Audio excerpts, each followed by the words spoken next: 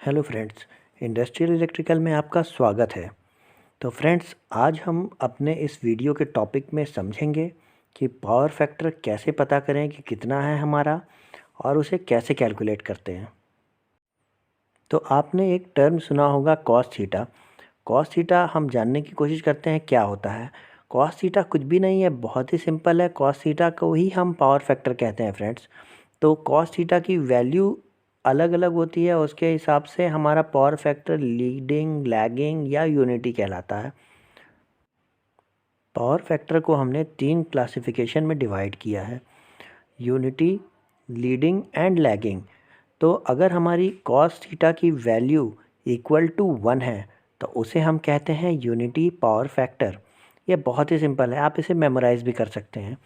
Second classification है हमारा कि अगर कॉस थीटा की वैल्यू लेस देन 1 है, जी हाँ, अगर कॉस थीटा की वैल्यू लेस देन 1 है तो उसे हम कहते हैं लैगिंग। लेस देन 1 मतलब 0.5, 0.8, 0.75, 0.98, ये सब लैगिंग पावर फैक्टर होते हैं, मतलब जो 1 से कम है।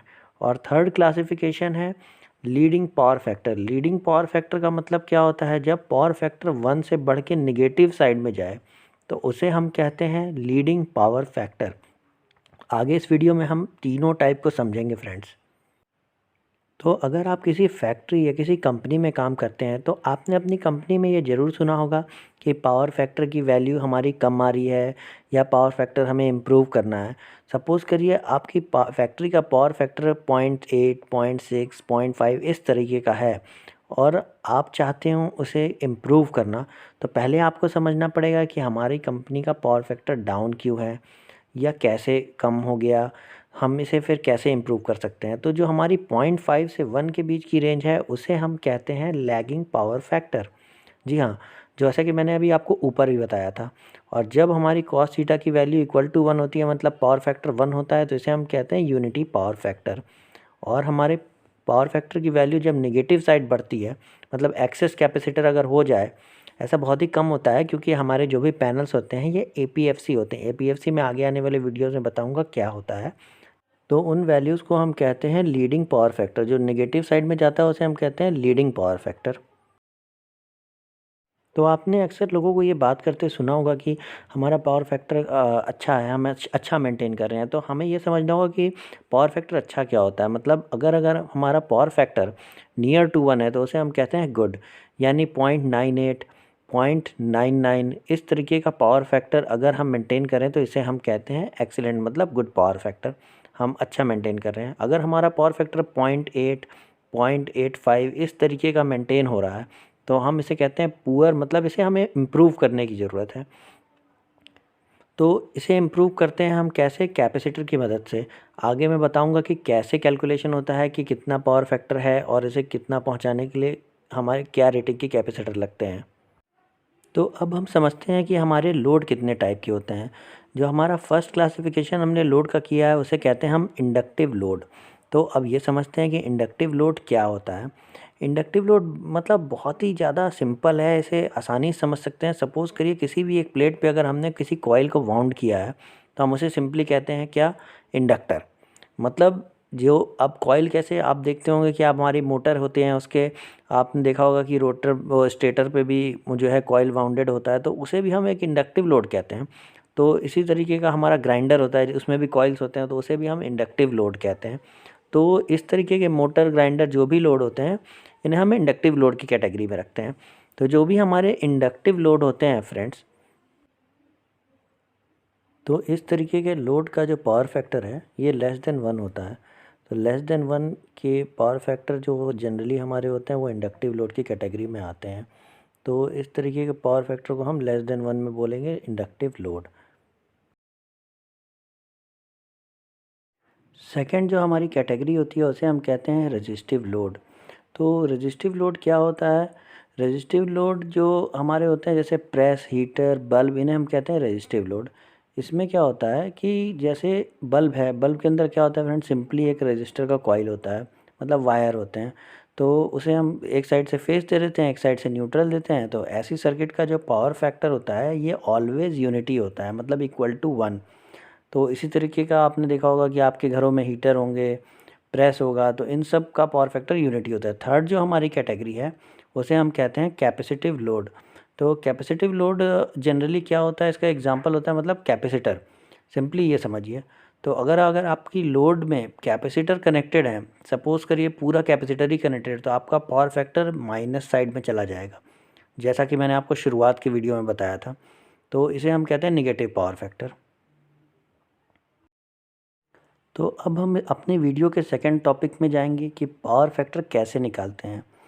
तो हम इसमें समझेंगे कि पावर फैक्टर ऑफ मोटर्स, मतलब अगर हमें किसी मोटर का पावर फैक्टर निकालना हो कि एग्जिस्टिंग कितना पावर फैक्टर चल रहा है इस मोटर का, तो हम कैसे निकालेंगे। ये बहुत ही सिंपल है, एक बार आप समझेंगे तो हमेशा आपको याद रहेगा और ईज़िली आप कभी भी कैलकुलेट कर सकते हैं किसी भी कंडीशन में। तो इसे कैलकुलेट करने के लिए हमें कुछ पैरामीटर्स की ज़रूरत होती है, जो कि सबको पता होते हैं, जो मोटर की नेम प्लेट पे होंगे कुछ पैरामीटर, कुछ आपको नोट करना होगा। जैसे कि हमारी सपोज़ करिए 3 फेज़ की मोटर हो, तो इस मोटर का जो पावर होगा, मतलब रेटेड पावर इस मोटर का देखेंगे, तो वो मान लीजिए कि 3.7 किलोवाट की आपके पास कोई मोटर हो, तो हम देखेंगे कि हमारी मोटर का जो रेटिंग है वो 3.7 किलोवाट है।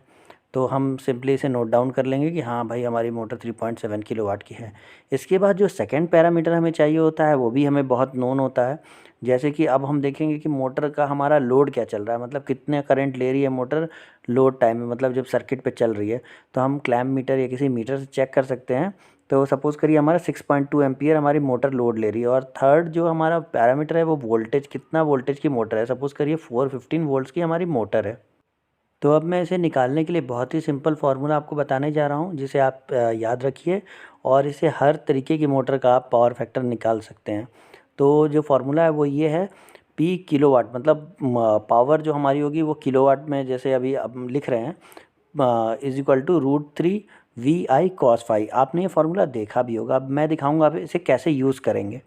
तो जो हमारा अब इस फॉर्मूले में हमें कॉस फाई निकालना है, मतलब कॉस थीटा। कॉस थीटा क्या है, हमारा पावर फैक्टर। तो हम इसे नोट डाउन करते हैं कि भाई हमारा कॉस थीटा तो पावर फैक्टर है। अब यही हमें इस फॉर्मूले से निकालना है, ठीक है। तो अब सेकंड चीज़ क्या है, हमें नोन है कि रूट थ्री की वैल्यू आपको पता होगा 1.732 होती है, ठीक है। और जो हमारा वोल्टेज है, करंट है, ये हमें पता भी है कि कितना है। तो हम सिंपली इस फॉर्मूले में पुटअप करेंगे तो हम लिखते हैं cos theta is equal to, जो हमारा पावर फैक्टर है वो इक्वल टू हो जाएगा पी इन वाट्स। ये नोट करिएगा। अब हमें जो इस फार्मूले में लेना है वो वाट में पावर फैक्टर को कंसीडर करना है। तो P in power in watts divide by root 3 VI। तो अब हम इसे पुट करते हैं इस फार्मूले में वैल्यूज़। तो ये वैल्यू हो जाएगी पावर 3.7, अब वाट में कन्वर्ट करेंगे तो इंटू 1000 कर देंगे। तो क्योंकि आपको पता होगा 1 kilowatt is equal to 1000 watts होते हैं। तो ये हमने कैलकुलेट करके लिख दिया। ये बहुत ही सिंपल है।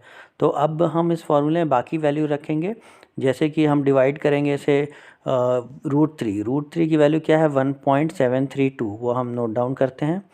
फिर हम इससे मल्टीप्लाई करेंगे वोल्टेज से। वोल्टेज की वैल्यू क्या है हमारी 415। और फिर रेटेड मतलब लोड करंट कितना है हमारा, वो हमें 6.2। तो फिर हम इसे करके, अब मैं आपको कैलकुलेटर की मदद से कैलकुलेट करके दिखाता हूँ। तो ये देखिए, अब मैं अपने कैलकुलेटर में क्या मतलब मोबाइल में कैलकुलेटर ओपन कर रहा हूँ और मैं इसे कैलकुलेट करता हूँ। तो सिंपली मैंने क्या किया, पहले मैं डिनोमिनेटर साइड को निकालूंगा। तो हमारी वैल्यू क्या क्या है उसमें देखिए, 1.732। तो मैं 1.732 टाइप करके उसे मल्टीप्लाई करूँगा 415 से, जो हमारा वोल्टेज है। फिर मल्टीप्लाई करूँगा लोड करेंट यानी 6.2। तो इसे करने के बाद आता है हमारा 4456.43। तो मैं इसे नोट डाउन कर लूँगा एक जगह पे कि मेरा जो डिनोमिनेटर साइड की वैल्यू आई है वो आई है 4456। तो मैं 3700 से अब 4456 को डिवाइड करूँगा। तो अब फिर मैं इसे कैलकुलेटर में नोट करता हूँ, ठीक है। तो मैं अपना कैलकुलेटर ऑन करके, आप खुद भी करके देख सकते हैं, ये बहुत ही सिंपल है। तो फिर अब जैसे कि अब देखिए 3700 डिवाइडेड बाई 4456 मैं करूँगा। तो ये डिवाइड करने के बाद जो रिज़ल्ट आएगा वो है 0.85, सॉरी 0.83। तो हमारा जो कॉस थीटा की वैल्यू हो गई वो हो गई 0.83। मतलब ये जो मेरी मोटर है जो 6.2 एम्पियर ले रही थी, इसका पावर फैक्टर है 0.83। हाँ फ्रेंड्स, ये बहुत ही ख़राब पावर फैक्टर है, इसे हमें इम्प्रूव भी करना होगा। तो नेक्स्ट वीडियोज़ में बताऊँगा इसे इम्प्रूव कैसे करते हैं। पहले आप समझ लीजिए इसे कैलकुलेट कैसे करते हैं। तो मुझे लगता है ये पूरी तरह से क्लियर, इससे आप किसी भी तरह की मोटर का आप पावर फैक्टर निकाल सकते हैं। तो जो हमारा पावर फैक्टर है, अगर ये मान लीजिए 0.83 है और इसे मुझे इंक्रीज़ करके 0.99 तक लेके जाना हो, तो फिर मैं इसे कैसे लेके जाऊंगा, मैं आगे कैलकुलेट करके आपको दिखाऊंगा वीडियोस में कि 0.99 तक कैसे जाएगा मेरा पावर फैक्टर। इसके लिए मुझे क्या करना होगा, करना तो कुछ नहीं है फ्रेंड्स, इसके लिए कैपेसिटर लगाना है। लेकिन फिर मैं ये भी बताऊंगा कि कैपेसिटर कितनी रेटिंग का लगाना है। आप उसका भी एक कैलकुलेशन है, आप सिंपली समझेंगे आपको समझ में आ जाएगा कि हम कितने रेटिंग का कैपेसिटर लगाएंगे तो हमारा पावर फैक्टर 0.83 से 0.99 होके जाएगा।